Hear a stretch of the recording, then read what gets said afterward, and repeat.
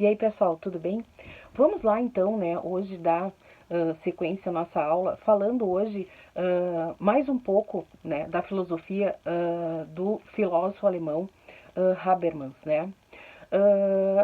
Na aula de hoje, eu gostaria de falar um pouquinho mais sobre uma parte que ele trabalhou, intitulada Ação Comunicativa, né? Como só eu vou, como de praxe, né, como manda a questão da didática, né, que o bom professor deve ter, é fundamental que a gente revisite um pouco da aula anterior, né, para que os alunos consigam se localizar. Como eu havia falado para vocês, o Habermas ele tem uma herança, né, ele tem como mote é influenciado, tem como, vem, acaba emergindo, né, da chamada Escola de Frankfurt, né, que por sua vez tinha uma noção, uma vertente, uma batida, vamos dizer assim, bem marxista, né, e que depois, no decorrer da filosofia do Habermas, né, ele acaba, como muitos de seus discípulos, né, acabam afirmando que ele vai largando cada vez mais vamos dizer, as origens dele, né, e dando uma flexibilizada na filosofia dele, no caso, né, na filosofia política. Quando nós falamos da figura do filósofo alemão Habermas, né, eu achei interessante aprofundar um pouco mais no que nós chamamos da teoria da ação comunicativa, né? Porque como estudando filosofia política em Habermas, nós percebemos que o principal ponto, né, da filosofia dele está inserida na questão de uma análise, né, da democracia, né, da democracia como um processo participativo, né, que acompanha a participação, né, de todos aqueles membros que fazem parte da sociedade, né, no caso da nossa sociedade, e remonta um pouco à noção, né, do que o Aristóteles falava, da necessidade que nós temos de viver em grupo e também na questão dos filósofos contratualistas, né, de termos um contrato e de termos que seguir este contrato. Bom, e esse contrato sendo um contrato dentro de com o ponto central, um contrato que é a Constituição. Quando nós falamos nessa filosofia, né, do Habermas e a filosofia da ação comunicativa, ao que tange mais especificamente a noção ali da sua defesa e do seu estudo da democracia, o Habermas vai dizer justamente isso, né, que a democracia acaba se consolidando como um instrumento, entre aspas, incontestável até os nossos dias de hoje e que não fora superado, né, por outra forma, outro sistema, porque ele vem justamente do que? Ele vai aparecer justamente e vai se solidificar, né, por ser a maneira, né, a escolha de uma maioria. Então, por ser a escolha de uma maioria, cabe àquela minoria que não saiu, por sua vez, vencedora, aguardar a sua vez, né, do próximo pleito.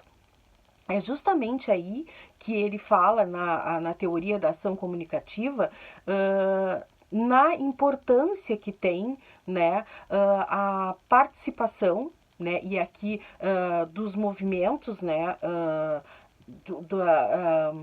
dos movimentos e da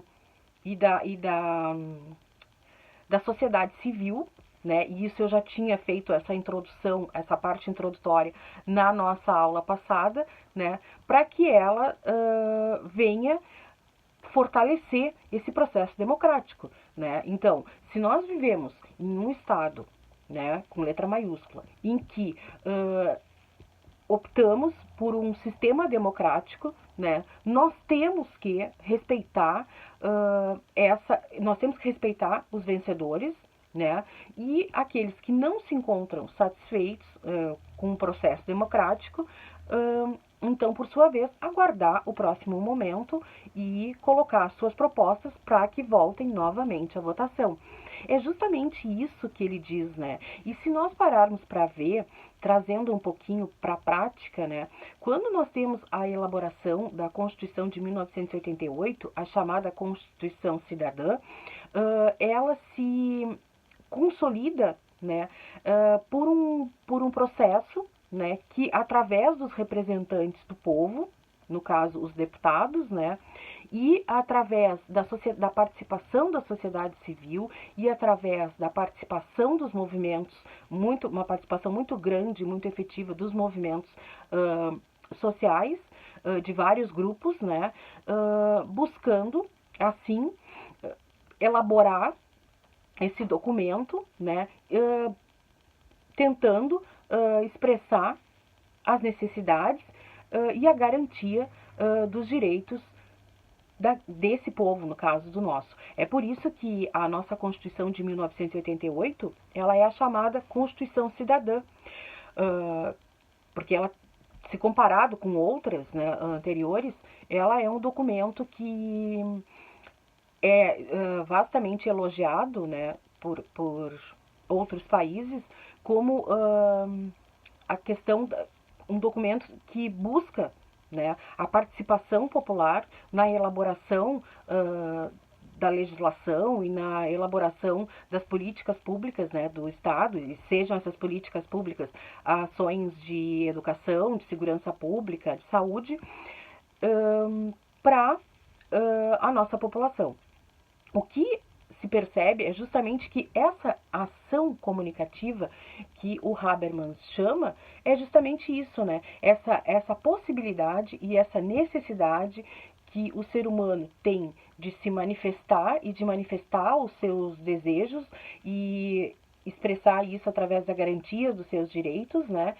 Em um documento que seria, no caso, elaborado, né, através da nossa Constituição Federal. O que eu acho mais interessante disso é que nós sabemos que os que não estão satisfeitos podem contestar, né? Mas devem, de certa maneira, respeitar as regras que foram eleitas e elaboradas por nós mesmos, né? Eu acho que dessa maneira eu consigo trazer para que vocês consigam visualizar de uma maneira mais prática, né, o que seria essa teoria, essa ação comunicativa que o Habermas assim fala, para que nós não entremos na questão da linguagem. Claro que aí nós estamos falando num ponto muito interessante, que é o ponto da política, da filosofia política, né? Mas nós não podemos esquecer que o Habermas também trabalha com outro ponto, que é... Bem, então assim, como eu falava para vocês, nesse momento nós vamos dar uma analisada como o Habermas trabalhava com essa teoria do agir comunicativo, né, ou da ação comunicativa dentro da educação. E por que essa é a proposta? Justamente porque a educação, ela vai trabalhar dentro do Estado, né, como um instrumento fundamental para o desenvolvimento de um Estado, tá? O Habermas, e não que eu esteja saindo, vamos dizer assim, do mote que é filosofia política, tá? Mas só abrindo esse parênteses. O Habermas, ele dizia que existe uma relação, existe um poder extremamente forte, né, na questão da comunicação. Né? Tanto é que, quando ele fala lá na questão do desenvolvimento do Estado, do desenvolvimento estatal e na garantia e no exercício da democracia, a comunicação, né, ela é fundamental para que se consiga exercer, vamos dizer assim, e sedimentar, exercer a cidadania e garantir a democracia, tá? Quando ele fala na teoria do agir comunicativo, mais relacionado com a relação da aprendizagem, né, ele vai fazer essa relação entre razão e cognição, tá? Por quê? Porque a razão e a cognição, a razão, lembrar, né, e a cognição, a possibilidade de falar, vai refletir diretamente no quê? Na comunicação, né, no ato, na possibilidade de se comunicar. E ele traz isso, né, ele acaba adentrando junto com a, a sua o mote da sua filosofia, que é o exercício e a garantia da democracia através da comunicação, né? No espaço educativo, porque vai se enquadrar perfeitamente, né, nos espaços universitários e nos espaços escolares, aonde o que se exigia, o que se solicitava era justamente isso, essa possibilidade da comunicação para que se tenha a garantia de um espaço, vamos dizer assim, democrático. Como isso vai se refletir dentro da educação, mais especificamente? É o que a gente chama, trazendo para a prática, da possibilidade de uma interdisciplinariedade. Quando a gente fala as disciplinas precisam interagir e conversar, isso é fato, né? Porque eu fui perceber, sempre tive uma dificuldade muito grande com, nunca tive habilidades, vamos dizer assim, com a área das ciências exatas, tá? Como dizia um outro, passar matemática e física para mim era realmente um sacrifício, mas sempre consegui enxergar essas questões da sociedade e das ciências humanas com mais habilidade, com mais facilidade. E isso, na verdade, acaba, por sua vez, refletindo diretamente num processo de que nós hoje, né, a gente já percebe que isso é um pouco superado, embora nós saibamos que ainda temos de ter a defesa disso, do que de uma educação interdisciplinar. E eu fui perceber que talvez eu tivesse sim erros de comunicação, mas isso só no ensino superior, e explico mais, quando eu comecei a estudar na filosofia lógica, né?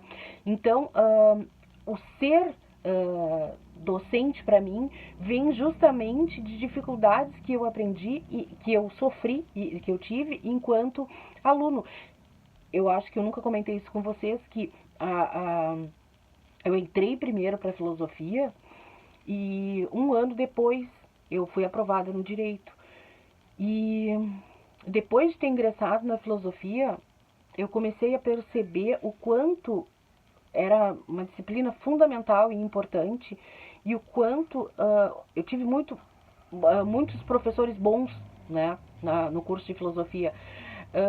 Em contrapartida, tinha professores no direito, não posso dizer não, nem tão bons, mas em que eles não estavam tão preocupados com a maneira de como aquele aluno ia perceber aquela matéria, né? Até porque se tinha tudo muito codificado, né? Exatamente essa palavra. E quando eu tive esse contato com lógica 1 e lógica 2, que de certa maneira, né, tem essa batida da matemática, eu vi que, bom, na verdade, não era tão difícil. Era difícil, mas era possível. Vocês entendem isso? Eu achava, e sempre achei lógica 1 e 2 difícil, mas era possível. E embora fosse de uma disciplina de um conteúdo talvez mais complexo do que a matemática do ensino básico, não desmerecendo, né, ou a física, para mim estava sendo mais interessante de aprender, né, porque eu conseguia associar ao que a disciplina, a matéria, no caso a filosofia, que era o que eu ministraria no futuro, né, a disciplina que eu trabalharia. Mas isso vem do quê? Que talvez justamente da maneira como tenha se dado a questão do aprendizado isolado, né? Matemática, física, química, e a proposta do Habermas era justamente uma proposta da comunicação, né? De que essas disciplinas elas têm que trabalharem de maneira interdisciplinar, né? E não isoladas. Então é isso que a gente trabalha durante tanto tempo tentando desconfigurar essa noção que nos foi dada e que existe, na verdade, um total silenciamento de cada disciplina, como diria agora, pegando um pouco no Pierre Bourdieu, cada uma no seu campo, né? Ou seja, não existe uma interdisciplinariedade, quiçá nos cursos, né? Então, muito mais nas disciplinas. E quando a gente passa para séries iniciais, a gente vai ver que é mais difícil ainda, né? Não existe essa... Quando a gente está no ensino superior, tu ainda pode pegar uma cadeira aqui, uma cadeira ali, e tem essa possibilidade, mas nas séries iniciais, não. Então, essa ação comunicativa ou teoria do agir comunicativo que o Habermas desenvolve também para trabalhar dentro da filosofia política, ela é extremamente visível, né? E vem a se adaptar e se encaixar, né, dentro dos espaços escolares e dentro da própria universidade. A universidade adota isso muito bem, tendo em vista que ela busca justamente que é o quê? Quebrar esses muros da comunicação, né? Ou seja, viabilizar uma comunicação para alunos, professores, de maneira, com disciplinas que trabalhem de maneira interdisciplinar. Então, vocês observem que, e eu digo que que essa filosofia do Habermas, né, e esse mote da filosofia do Habermas, ele se presta e é trabalhado com a proposta que o filósofo busca, né, que é da interdisciplinariedade, porque ele transita facilmente entre vários cursos, né? Poderíamos dizer na área das línguas, na área do jornalismo, na área da sociologia, da filosofia, ele não fica com uma filosofia limitada dentro da filosofia política, poderíamos assim dizer. Ele consegue transitar. Então ele transita em vários cursos, né? E felizmente em várias disciplinas.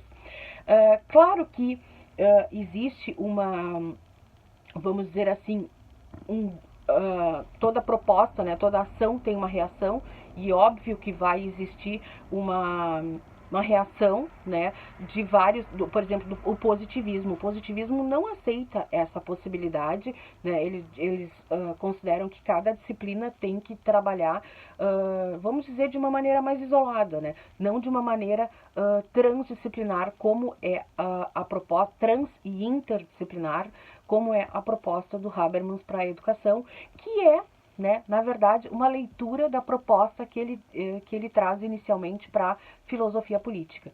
Tá? Por isso que, quando eu disse para vocês que não pensassem que quando eu ia falar na noção do Habermas para filosofia, para a educação, o que mais chama a atenção é justamente o quê?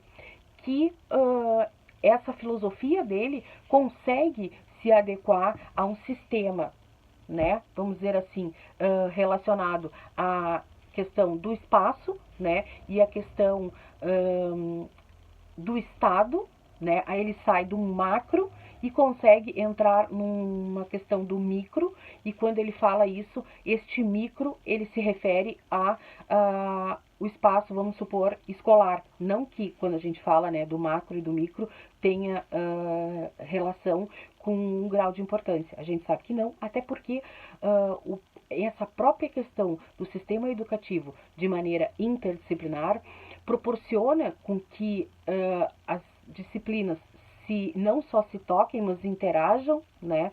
E o cidadão, né? No caso, a pessoa, o aluno, esse cidadão que faz parte desse estado, né? Que vai buscar o exercício da democracia, continue e comece desde cedo exercitando essa maneira de não tão positivista de que as coisas funcionam isoladas, cada coisa numa caixa, cada coisa num quadrado. Eu tinha uma professora de português no ensino médio que ela dizia: o grande problema é que vocês estudam só para quando vocês têm prova. Então vocês não conseguem fazer uma relação interdisciplinar das disciplinas. Né? Ela dizia: amanhã vocês têm matemática, então vocês abrem a gaveta da matemática. Uma coisa bem positivista, né? E o Habermas vem com essa proposta dele e sai da proposta, né? E busca justamente que não só através da filosofia política, mas também dentro da educação, se faça essa análise mais global, né? Global e interdisciplinar. Gente, com isso, né, eu tento fazer esse fechamento dessa... Voltando, né, esse feedback, a gente sabe que a educação é um instrumento fundamental, né, para que o ser humano consiga exercer, né, essa filosofia política, esse ato político dentro do Estado, né, e exercer conscientemente, né, sabendo quais são as regras, as regras que se dão dentro do Estado, as regras dentro do processo democrático, as regras que têm que serem estudadas, e vocês observem que, então, a importância, né, de se trazer ainda, através da própria educação, o destacando para esse cidadão a importância dele participar, né, enquanto um cidadão ativo dentro desse Estado, vamos dizer assim, esse Estado que eu sempre destaco para vocês, Estado com letra maiúscula, né? Ou seja, é preciso, a pessoa, e quando a gente fala em cidadania, o que é cidadania, né? Cidadania é a capacidade de adquirir direitos e exercer deveres, né? Então, se tu leva isso ainda muito cedo para o teu aluno e mostra para ele o quanto ele ter essa possibilidade da comunicação e de ser uma comunicação pautada em cima de argumentos bem elaborados, né, e que para isso ele vai ter que trabalhar de maneira interdisciplinar, sabendo todas as disciplinas, né, e fazendo com que elas trabalhem junto, para que então a comunicação dele fique mais rica e ele possa então se expressar nesse espaço que é o Estado com letra maiúscula, para o exercício da democracia, né? Que é lá o ponto inicial da nossa aula, tá? Gente, com isso eu acho que eu vou fechando, né, essa nossa segunda parte do Habermas, onde nós falamos sobre a ação comunicativa, né, que é um dos motes do estudo dele, com a teoria do agir comunicativo e a importância, né, do que ele chama da linguagem, né, da questão da comunicação, né, para essa manutenção do Estado, e não só na filosofia política, mas também dentro do espaço escolar, né, e do espaço educativo, vamos chamar assim, porque essa teoria dele depois vai ser estudada e abordada nos vários níveis da educação. Tá bom? Com isso, nós encerramos a nossa aula de hoje, né? Espero que tenha conseguido me comunicar o mais didático possível para vocês, né? Para que vocês consigam, para que consiga ficar claro, né? É claro que nós nos aprofundando na teoria do Habermas, a gente vai ver que ele depois aprofunda na questão da linguagem, né? E começa a fazer um estudo bem mais denso referente a isso, tá? Eu gostaria também de deixar para vocês essa noção, né, o quanto é nós, por que eu fiz esse pequeno pulo, né, dentro da educação,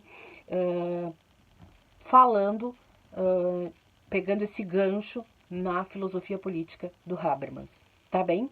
Gente, desejo a vocês bons estudos, né, e seguimos adiante. Um abraço para todos e todas.